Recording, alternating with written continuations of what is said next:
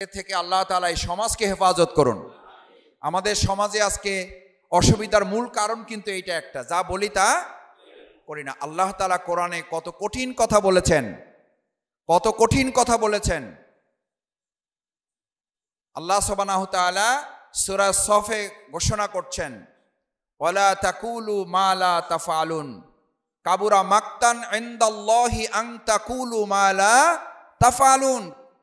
কাবুরা মাকতান ইনদাল্লাহ ওয়ালা তাকুলু মা লা তাফআলুন। তোমরা এমন কোনো কথা বলবা না যা তোমরা করবো না, কারণ এটা ঈমান নয়।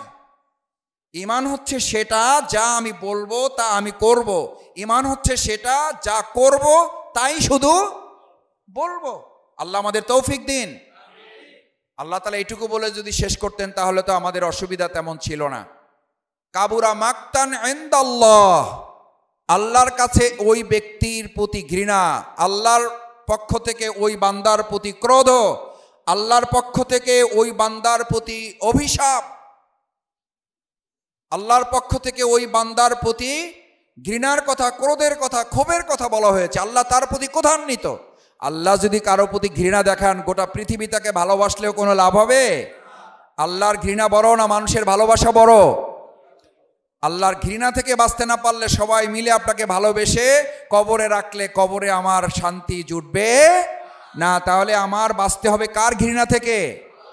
আল্লাহর ভালোবাসা পেতে গিয়ে যদি আবার গোটা দুনিয়ার মানুষ আমাকে ঘৃণা করে, তাতে আমার কোনো অসুবিধা আছে? প্রিয় নবী মুহাম্মদুর রাসূলুল্লাহ সাল্লাল্লাহু আলাইহি সাল্লাম, ওই সমাজের লোকেরা তাকে পাগল বলে গালি দিয়েছে না, দেয় নাই? শুধু পাগল, আর কি বলেছে? কবি বলেছে, জাদুকর বলেছে, গণক বলেছে। তা থেকে রসুল করিম সাল্লাল্লাহু আলাইহি সাল্লামের দুনিয়া পরকাল কোথাও তিনি ক্ষতিগ্রস্ত হয়েছেন?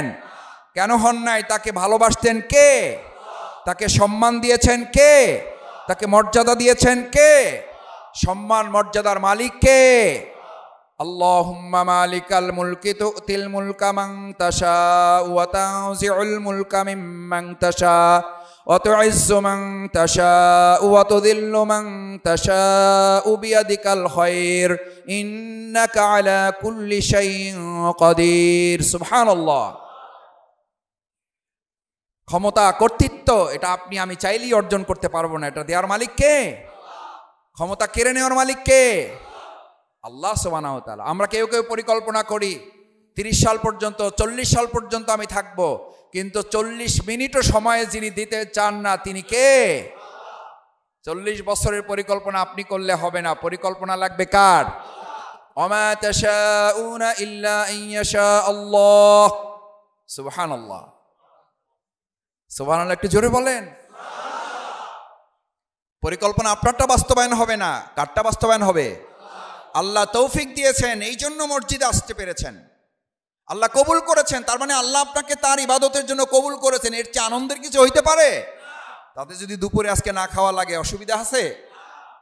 মন খারাপ হবে কেন? আল্লাহ আপনাকে তার ইবাদতের জন্য কবুল করছে, আপনার সমস্যা কি? আপনি তো আনন্দিত হবেন। এটা ঈমানে বলা আছে, এটার নাম ঈমান। ফা আনতা মুমিন, এটার নাম হচ্ছে ঈমান। হাসানাতুকা সাইয়্যাতুকা ক্বালা রাসূলুল্লাহ সাল্লাল্লাহু আলাইহি ওয়াসাল্লাম। রাসূল সাল্লাল্লাহু আলাইহি ওয়াসাল্লাম কত চমৎকার কথা বললেন। তোমরা যদি একটা ভালো কাজ করতে পারো তোমার মনের মধ্যে আনন্দ হবে। ওয়াসাতকা সাইয়্যাতুকা, যদি অন্যায় করো অনুতপ্ত, অনুসূচিত হবে, লজ্জিত হবে, দুঃখিত হবে। এখন আমাদের কি? ভালো কাজ একটা করলে অহংকারী হয়ে যায়, আর খারাপ একটা করলে কয় এরকম খারাপ কাজ আমার সে বহু লোক করে, কোনো অসুবিধা নাই। আছে না নাই? আছে। আমি আর কি করছি? এর চেয়ে কত লোক খারাপ কাম করে, হ্যাঁ গো কিছু কর না, খালি আমারে ধরেন। অথচ রাসূল সাল্লাল্লাহু আলাইহি সাল্লাম বললেন, ওয়াসাতকা সাইয়্যাতুকা, কোন অন্যায় তোমার মধ্যে হয়ে গেলে লজ্জায়, শরমে, ঘৃণায়, ক্ষোভে, অনুতপ্ত, অনুশোচনায় তুমি মাটির সাথে মিশে যেতে চাইবে। ফা আনতা মুমিন, এই অনুভূতি তোমার মধ্যে জাগ্রত হলে তোমার নাম মুমিন। সুবহানাল্লাহ। এই অনুভূতি যদি জাগ্রত না হয় তার মানে বোঝা যায় রাসূল সাল্লাল্লাহু আলাইহি সাল্লামের বাণী অনুযায়ী সে ঈমানদার হতে পারে নাই। জমি একজন আর জমি আরেকজনের মধ্যে ঢুকাই দিয়েছে, কয় যে এটা কোনো অসুবিধা নাই। মামলা হয়েছে, আইন আদালত হয়েছে, কয় যে আইন আদালত আমি দেখে নেব, আমার শক্তি আছে, ক্ষমতা আছে। ক্ষমতা আপনার না আল্লাহর? আপনি এক ক্রান্তি জমি আজকে একজন আরেকজনের মধ্যে ঢুকাই এনেছেন, কাল কিয়ামতের দিন কয়েক তবক জমিন আপনার গলায় ঝুলিয়ে দিবেন কে? আমাদের বাউফলে আমি প্রায় প্রশাসনের সাথে টুকটাক যোগাযোগ হয়, বলে মাসুদ ভাই আপনাদের বাউফলে 500 মামলা থাকলে তার মধ্যে 350-400 মামলা হলো জমি নিয়ে। কি নিয়ে ভাই? তো কারো মনের মধ্যে যদি আল্লাহর এই ভয় থাকে, জমির মালিক আমি নই, ক্ষমতা আমার নয়, 1 ইঞ্চি জমির মাটি আমার নয়, বরং কবরে রাখার সময় আপনাকে কি বলা হয়? মিনহা খলাকনাকুম, এই জমি থেকে তুমি সৃষ্টি করা হয়েছে, তারপর অফিহা নুঈদুকুম, এখান থেকেই তোমাকে আবার উঠানো হবে, অমিনহা নুখরিজুকুম, এখান থেকে কিয়ামতের দিন আবার তোমাকে বের করা হবে, আবার উঠানো হবে। আলী রাদিয়াল্লাহু তাআলা এই জন্য বলতেন, এক পা যখন মাটিতে ফেলো তখন একবার চিন্তা করবা এই মাটি তোমাকে জন্ম দিছে, এই মাটি থেকে তোমার জন্ম। আর এক পা যখন মাটিতে ফেলবা তখন এই অনুভূতি নিয়ে ফেলবা যেন অহংকার না হয়, এই মাটিতে আবার তোমার মিশে যেতে হবে। এই চিন্তা কেউ করলে অহংকার করতে পারে? অহংকার আমাদের আছে না নাই? আল্লাহ মাফ করুন, আল্লাহ মাফ করুন। এই চিন্তা করলে কে অহংকার করবে? কে অহংকার করতে পারে? অতইজ্জু মান তাশা ওয়া তুযিল্লু মান তাশা, সম্মান দেওয়ার মালিক এলাকার জনগণ নয়, সম্মান দেওয়ার মালিক মুসল্লিরা নয়, সম্মান দেওয়ার মালিক কে? আল্লাহ। কাউকে ভালোবাসলে আল্লাহ তাআলা আসমানের ফেরেশতাদেরকে একত্রিত করে বলেন, আমি নমাল আর আব্দুর রহিমকে ভালোবাসি, তোরাও ভালোবাসবি। কে বলেন? কে বলেন? কারে বলেন? ফেরেশতাদেরকে বলেন। ফেরেশতাদেরকে, আরশে আজিমের সমস্ত ফেরেশতাদেরকে ডেকে বলেন, আমি আব্দুর রহিম আব্দুল করিম নমালার, তাকে আমি ভালোবাসি, তোরাও আজকে থেকে ভালোবাসবি। কার নির্দেশ? ফেরেশতাদেরকে আল্লাহ নির্দেশ দিয়ে ক্ষান্ত হন না। এবার ফেরেশতাদেরকে আল্লাহ বলেন, তোদের দায়িত্ব হইল এবার তোরা জমিনবাসীকে বলে দিবি, জমিনওয়ালাদেরকে জানাই দে। জমিনওয়ালা কারা? জমিনওয়ালা কারা? মানুষ। মানুষদেরকে জানাই দাও আমি নমালার আব্দুর রহিম আব্দুল জলিল আব্দুল সত্তার আব্দুল কাদেরকে আমি ভালোবাসি, তারাও যেন তাকে ভালোবাসি। সুবহানাল্লাহ। এখন আমাদের ভালোবাসার উপকরণ হলো গম, আমাদের ভালোবাসার উপকরণ হলো টিন, উপকরণ ভালোবাসার হলো নলকূপ। ভালোবাসার মালিক কি নলকূপ? টিউবওয়েল পাইলে আসি, না হলে নাই। গম পাইলে আসি, না হলে নাই। ভালোবাসা টিউবওয়েল থেকে আসে না, আরশে আজিম থেকে আসে। কিন্তু আমাদের ভাবটা হইলে এরকম, ভাই টিউবওয়েল দেশেন আসি, না হলে নাই। আল্লাহ তাআলা আমাদের হেফাজত করুন। আল্লাহ তাআলা বলেন, ওহুয়াল গফুরুল ওয়াদুদ, ভালোবাসাটা আমার একটা মাখলুক। তুমি চাইলেই ভালোবাসা বাড়াইতেও পারবা না, কমাইতেও পারবা না। ভালোবাসা বাড়ানো এবং কমানোর মালিক কে? আল্লাহ সুবহানাহু ওয়া তাআলা। ওহুয়াল গফুরুল ওয়াদুদ, এই ভালোবাসাটা আমার আপনার মতো একটা সৃষ্টি, আমার আপনার মতো একটা আল্লাহর পক্ষ থেকে এটা একটা সৃষ্টি, এটা একটা মাখলুক। আমি আপনি যেমন আল্লাহর অনুমোদন ছাড়া একটা পা ফেলতে পারি না, আল্লাহ বলেন আমার অনুমোদন ছাড়া তোমার স্বামী স্ত্রী, তোমার সন্তান পিতামাতা, তোমার বন্ধু বান্ধব, ভাই বোনদের ভালোবাসা এক চুল পরিমাণে কমেও না বাড়ে না। যা অনুমোদন হবে তার ভিত্তিতেই তোমাদের পরিবারটা পরিচালিত হয়। আমরা কার ভালোবাসার কাঙাল? কার? আল্লাহ আপনি আমাদেরকে ভালোবাসার নিয়ামতে পরিপূর্ণ করুন। আমাদের পরিবারগুলোকে ভালোবাসা দিয়ে ভরপুর করে দেন। আমাদের স্বামী স্ত্রী ভালোবাসায় বারাকা দান করুন। পিতামাতা সন্তান সন্ততির ভালোবাসা জান্নাত পর্যন্ত আপনি আমাদেরকে স্থায়ী করে দেন। আল্লাহ আপনার ভালোবাসা পাওয়ার জন্য আজকে মসজিদে সালাতুল জোহরের পর একটু সময় দিয়ে আমরা এখানে বসেছি, নিতান্তই আপনার সন্তুষ্টি, আপনার ভালোবাসার উদ্দেশ্যে। এটাকে কবুল করে এখানে যেমন আপনি আমাদেরকে একত্রিত করেছেন দুর্যোগপূর্ণ আবহাওয়ার মধ্যে, কাল কিয়ামতের দিনে আমাদের বিচারটা সহজ করে, আল্লাহুম্মা হাসিবনি হিসাবান ইয়াসীরা, হিসাবটা সহজ করে আল্লাহ দয়া করে আপনি জান্নাতেও আমাদেরকে একত্রিত করে দিয়েন। শেষ কথা, সম্মানিত মুসল্লিয়ান ইকরাম, আসরের তৃতীয় কথা বলা হলো ওয়া আমিলুস সালিহাত। আমলে সালেহ অর্থ হচ্ছে ভালো কাজ করা, অন্যায় কাজ থেকে বিরত রাখা এবং বিরত থাকা। আমলে সালেহ, আমলে সালেহ তাফসীরকারগণ বলেন আমলে সালেহ হচ্ছে শস্য ক্ষেতের মতো। শস্য ক্ষেতে ফসল ফলাইতে হইলে শুধু ফসল ফলাইতে হয় না, আগাছা বাদ দিতে হয়। আপনি যদি চিন্তা করেন ফসলও থাকুক আগাছাও থাকুক, তাহলে শেষ পর্যন্ত কি থাকে? আগাছা থাকে। এই জন্য আমলে সালের ব্যাখ্যা হচ্ছে শুধু ভালো কাজ করা নয়, ভালো কাজ করতে হবে, ভালো কাজের সাথে অন্যায় কাজ বাদ দিতে হবে এবং অন্যায় মুক্ত একটা সমাজ আর দুনিয়া মাজরাতুল আখিরাহ, এই দুনিয়াটা তো আমাদের শস্যক্ষেত্র। কি ক্ষেত্র? এই আমলের ক্ষেত্র। এই আমলের ক্ষেত্রে আপনি ভালো কাজ যেমন করবেন, চোখ বন্ধ করে অন্যায় কাজ থেকে এড়িয়ে গেলে হবে না, চোখ বন্ধ খোলা রেখে এই অন্যায় কাজগুলো থেকে নিজে বিরত থাকতে হবে, সমাজকে বিরত। আল্লাহ আমাদের তৌফিক দিন। এই নির্দেশ কোরআনে আছে, কুনতুম খায়রা উম্মাতিন উখরিজাত লিন-নাস তা'মুরুনা বিল মা'রুফি ওয়া তানহাউনা আনিল মুনকারি উলাইকা হুমুল মুফলিহুন। সুবহানাল্লাহ। আমি এমন একটা জাতি তৈরি করেছি, একটা দল দিয়েছি, আমি একটা গোষ্ঠী তৈরি করেছি, খায়রা উম্মাতিন উখরিজাত লিন-নাস, তারা মানুষের কাছে যাবে এই দাওয়াত নিয়ে, তা'মুরুনা বিল মা'রুফ, সৎ কাজের আদেশ দেবে, অসৎ কাজের, কোরআনে যত জায়গায় সৎ কাজের আদেশ আছে, অসৎ কাজের নিষেধ নাই। কেন আছে? ফসল যদি থাকে আগাছা থাকবে, আর আগাছা থাকলে আগাছা মোকাবেলা। কিন্তু আমরা সিদ্ধান্ত নিয়েছি ফসল ফলাবো, আগাছা আগাছা লাইনে থাকুক, আমি এসব নিয়ে ঝামেলায় যাইতে। কৃষক হিসাবে বলেন, কৃষক হিসাবে বলেন, ছোট্ট বিষয় বুঝবেন না, বুঝার কোনো কারণ নাই। কৃষক হিসাবে সবাই আমরা কৃষির সাথে সম্পৃক্ত। আপনি যদি শুধু ফসল নিয়ে ভাবেন, আগাছা নিয়ে কোনো চিন্তা না করেন, তাহলে শেষ পর্যন্ত খেতে ফসল থাকবে না, আগাছা থাকবে। আমাদের সমাজেও এখন কি থাকতেছে? কয় যে ভালো লোক তো আছে, সমস্যা যাইতেছে না কেন? মুসল্লি তো মসজিদে বাড়তেছে, সমস্যা কমতেছে না কেন? কমবে কেন? আপনি খেতে গিয়া যদি আগাছা দমন করে, আগাছা মূলোৎপাটন করে জমিতে ফসল রক্ষা করা যদি আপনার দায়িত্ব হয়, তাহলে এই মসজিদ থেকে বের হইয়া এই সমাজের অন্যায় দূর করাও আমার আপনার দায়িত্ব হবে না? হবে না?